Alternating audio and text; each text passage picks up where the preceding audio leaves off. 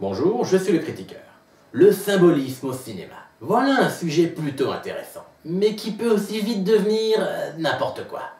Il est évident que la tarte au citron dans cette scène représente en réalité l'état d'esprit de Michael, jaune comme le soleil, l'espoir, mais aussi l'acidité du citron pour lui rappeler que sa victoire était amère. Michael lève les yeux vers la serveuse et commande...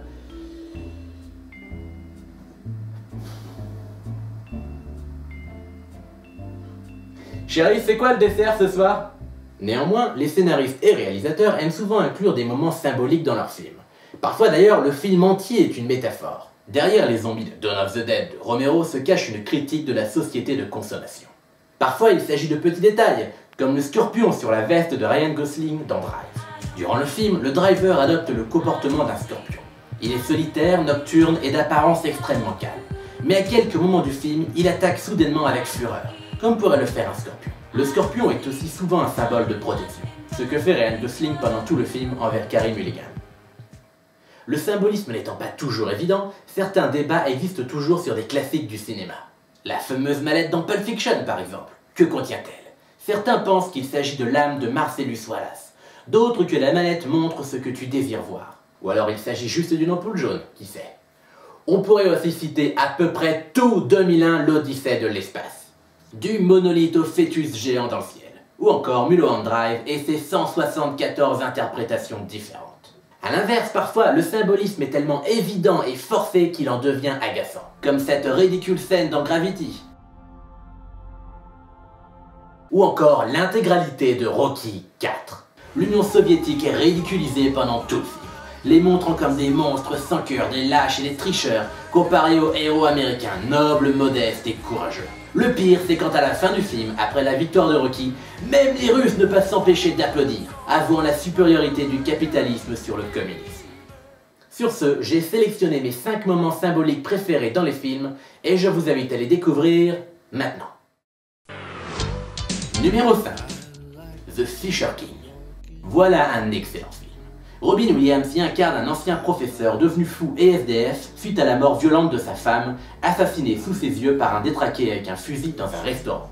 Dans le film, il recherche le Graal et est poursuivi par le terrifiant Red Knight. Bien entendu, un fragment de son imagination. Bien sûr, le symbolisme ici est évident. Le chevalier représente le traumatisme du personnage. Mais ce que je trouve vraiment intéressant, et aussi particulièrement glauque, c'est la forme du Red Knight. Regardez bien en mouvement, tous ces lambeaux rouges épais. On dirait presque une explosion de sang. Comme un visage par exemple, après avoir reçu un coup de fusil à pompe.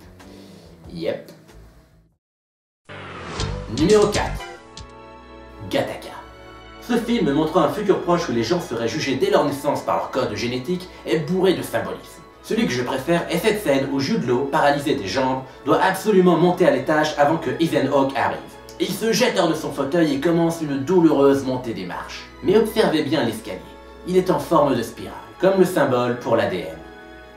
Une métaphore subtile pour démontrer la détermination de l'homme à vaincre tous les obstacles, même contre son propre code génétique. Numéro 3.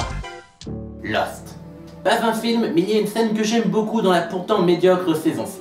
Attention au spoiler, bien entendu. Dans cet épisode, le mystérieux Jacob utilise une métaphore pour expliquer à Richard le but de l'île. Think of this wine as what you keep calling hell. There's many other names for it too. Malevolence, evil, darkness. And here it is, swirling around in the bottle, unable to get out, because if it did, it would spread. The cork is this island.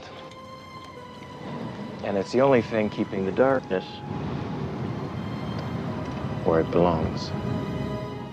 À la fin de ce même épisode, Jacob donne la bouteille à son frère maléfique, le Man in Black, qui ne désire qu'une chose, fuir l'île pour probablement semer le chaos ou un truc du genre.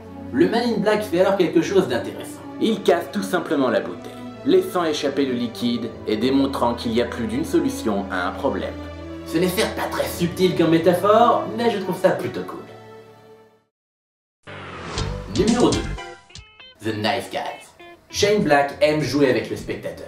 Kiss Kiss Bang Bang avait Robert Downey Jr. s'adressant directement au spectateur, narrant le film d'un ton cynique en se moquant de ses propres clichés. Et The Nice Guys le fait également, mais de manière plus subtile. Vers la fin du film, après avoir survécu à tout un paquet de fusillades et autres courses-poursuites, le personnage incarné par Ryan Gosling semble soudain se rendre compte qu'il est un personnage de film. I think I'm invincible. It's the only thing that makes sense. I don't think I can die. Bien sûr, on peut aussi se dire qu'il est tout simplement très con, mais il y a une autre scène encore plus probante. Dans le film, Gosling et Crowe doivent récupérer une bobine de film que les méchants tentent de détruire. Arrive alors cette scène.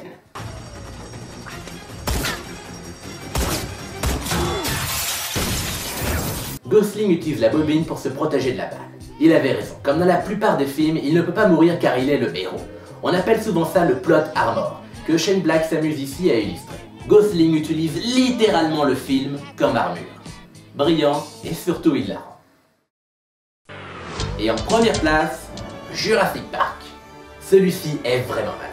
Dans le film, John Hammond explique qu'afin que les dinosaures de son parc ne se reproduisent pas, il n'a cloné que des femelles. Jeff Goldblum le met alors en garde que cela ne fonctionnera pas, car... Life, finds a way. Cette scène est brillamment illustrée un peu plus tôt dans le film, lorsqu'en voulant attacher sa ceinture dans l'hélicoptère menant jusqu'au parc, le personnage de Sam Neill remarque que celle-ci a un défaut. Les deux embouts sont femelles. Alors, que fait-il? Il trouve un moyen. J'espère que vous avez aimé cette vidéo. N'hésitez pas à partager vos moments symboliques préférés en commentaire. Je suis le Critiqueur. Au revoir.